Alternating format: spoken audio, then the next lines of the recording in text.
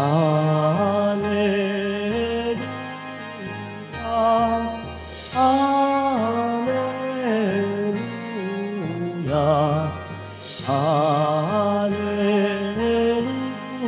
Alleluia, Alleluia.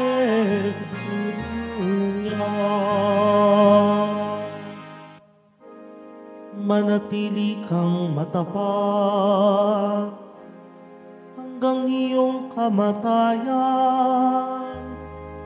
pagkat buhay aking bigat. Alleluia, Alleluia, Alleluia, Alleluia.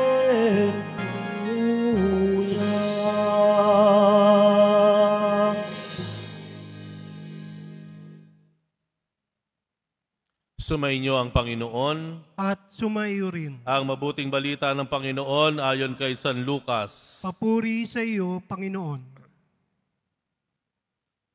Noong panahong iyon, pinag-uusapan ng ilang tao ang templo, ang kahangahangang mga bato na ginamit dito at ang mga palamuti nito na inihandog ng mga tao.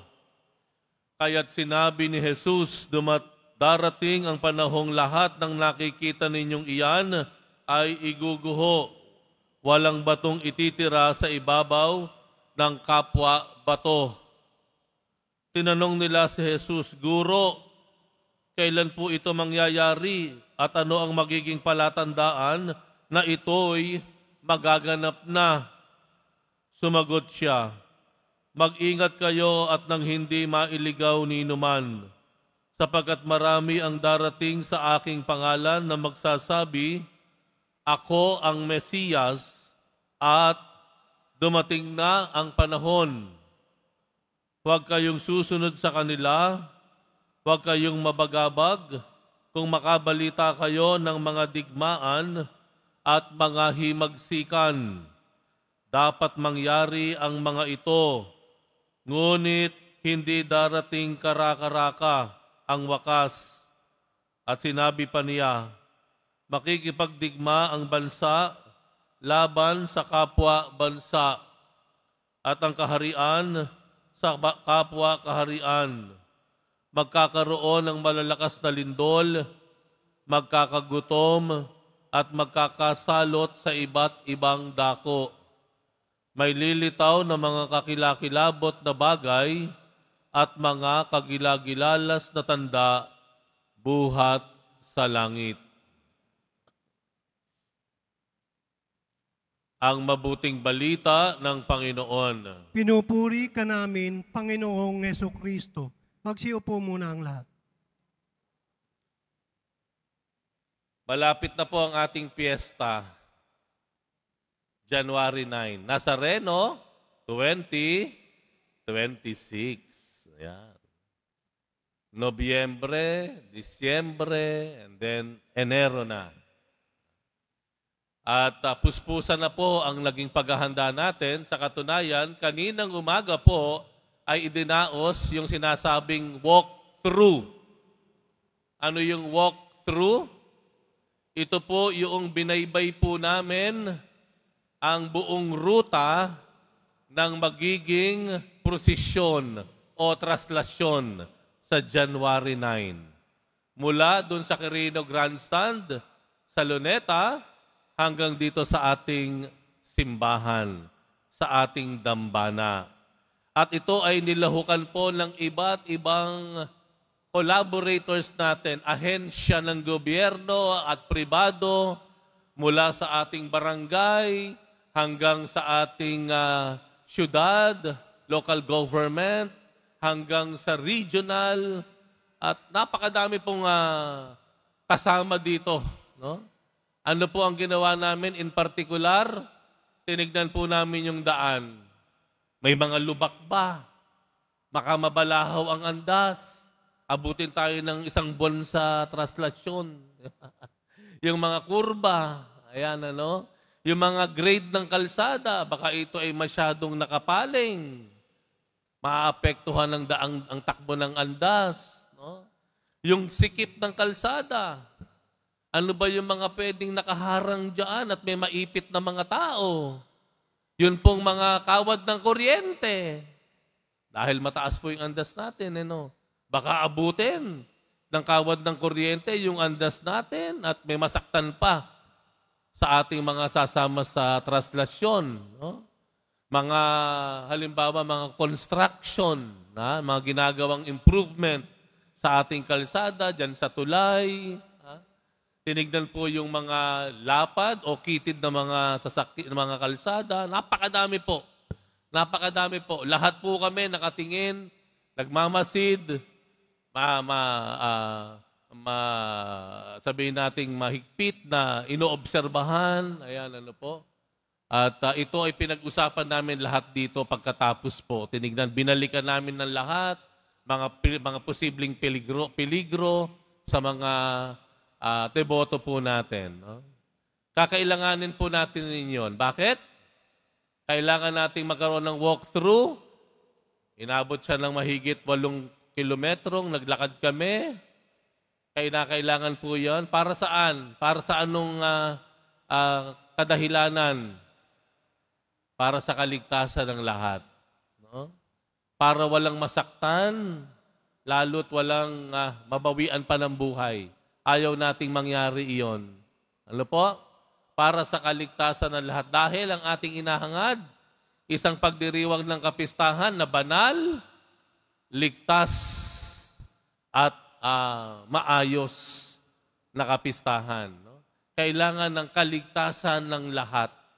Kaligtasan ng bata, matanda, babae, lalaki, taga-masid lamang, spectators man o deboto, mamamasan man o hindi, kaligtasan ng lahat.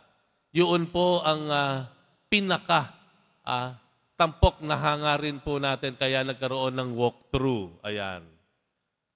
Ang ebanghelyo po natin ngayon ay isang paalala para sa kaligtasan din po natin. Kaligtasan natin. At sa puntong ito, hindi lamang kaligtasan ng pisikal na kalusugan o kaligtasan ng pangangatawan. Ito ay kaligtasan ng ating mga kaluluwa. Kaya doon sa bandang unahan pa lamang ng ebanghelyo, nandoon agad ang habili ng Panginoon, mag-ingat kayo. Ayan. Mag-ingat kayo lang hindi mailigaw ni numan. Nais ng Panginoon hindi lang ligtas ang ating pangangatawan, kung hindi ligtas ang ating kalooban. Ligtas tayo sa kung anumang tukso na pwedeng maging dahilan ng ating pagsuko sa buhay, mga tukso na itutulak tayo para lubusang magalit, mga tukso na sabihin po natin na mag-uudyok sa atin para isantabi yung ating mga prinsipyo dahil sa tukso. Natukso na tayo ay matakot.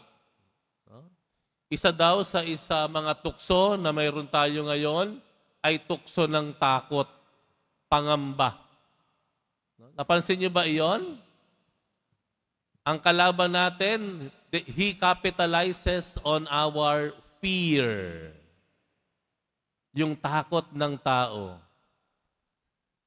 Dahil ang sabi nga, pag natakot ang tao, isusuko niya agad minsan ang kanyang prinsipyo, ang kanyang paniniwala. Tingnan niyo po dun sa Ebanghelyo, isinalarawan. Isinalarawan kung ano daw ang mangyayari sa mga huling araw.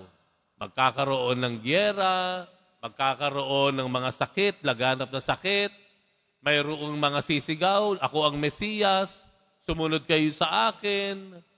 May mga mangyayaring hindi maipaliwanag at kagilagilalas sa kalawakan, hindi maunawaan at maipaliwanag na pangyayari sa ating kapaligiran, lindol, at kung ano-ano pa. Ang lahat ng ito ay naroroon, dadaanan natin para tayo ay takutin.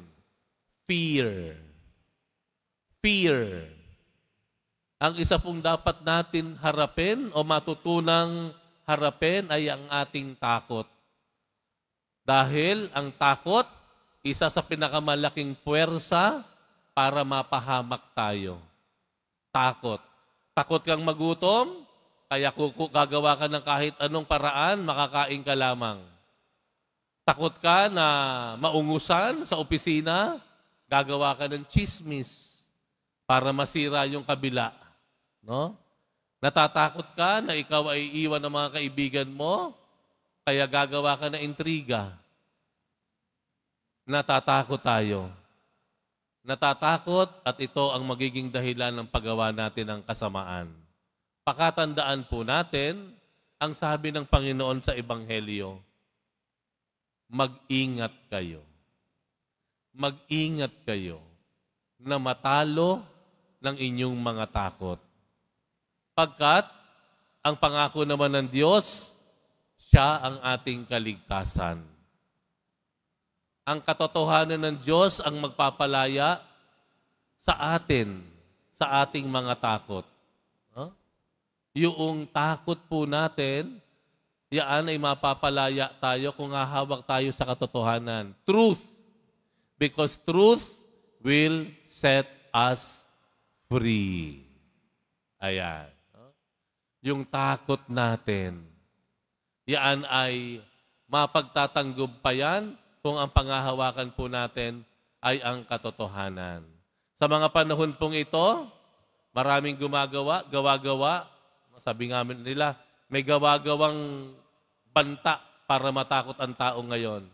Para matakot ang bayan, kabi-kabila ang mga ginagawang mga pangyayari para matakot tayo.